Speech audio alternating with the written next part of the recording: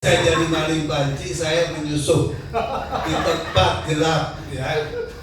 Jadi sekali lagi saya interupsi dulu sama yang mulia. Interupsi saya diterima. Kemudian saya dipanggil ke depan. Apa itu penyusup? Tidak. Secara legal formal saya diterima. Apalagi saya membawa surat kuasa. Tadi sudah diakui sendiri dari yang bersangkutan dan sudah didaftarkan. Nah, kenapa mereka terus kemudian mempermasalahkan kami? Baca pra-peradilannya. Yang salah siapa? Kan dia mengkait-kaitkan kita.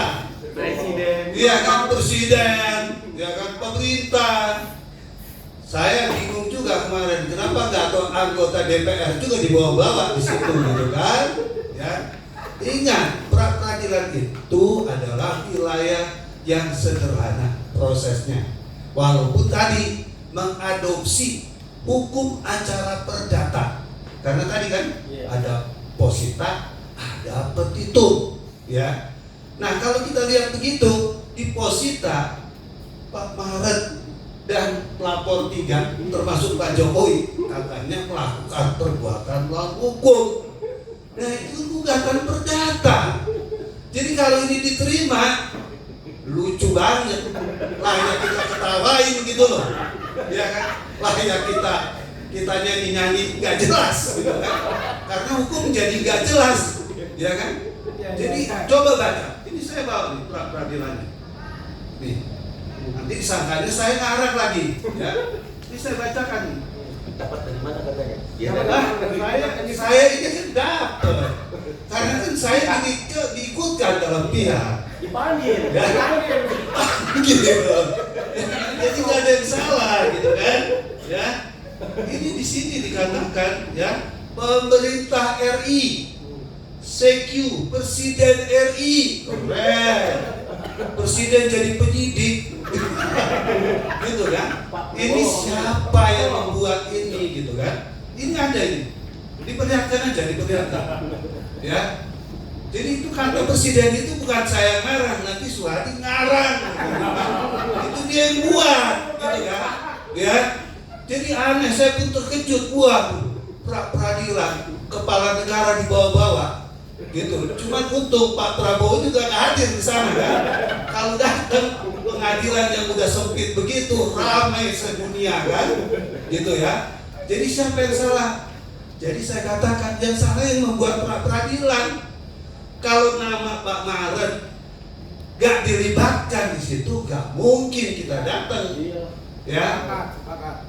Jadi itu yang menjadi dikatakan saya penyusup.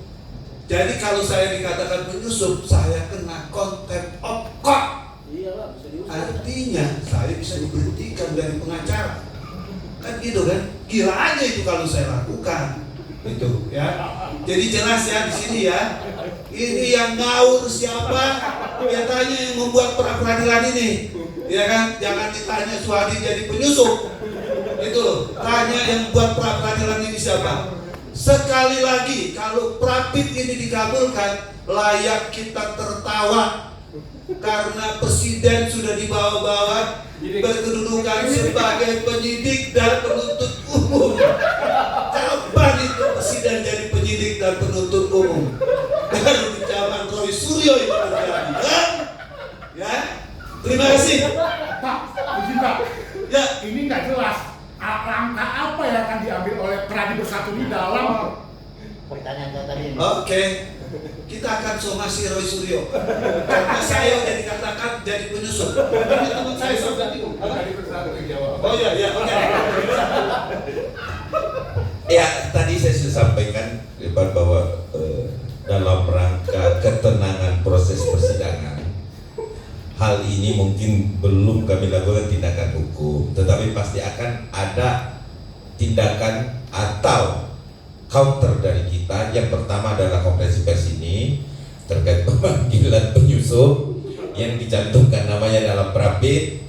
Kemudian langkah konkretnya, karena kita bukanlah mereka yang tidak memahami dikit-dikit lapor, cumanan dilapor.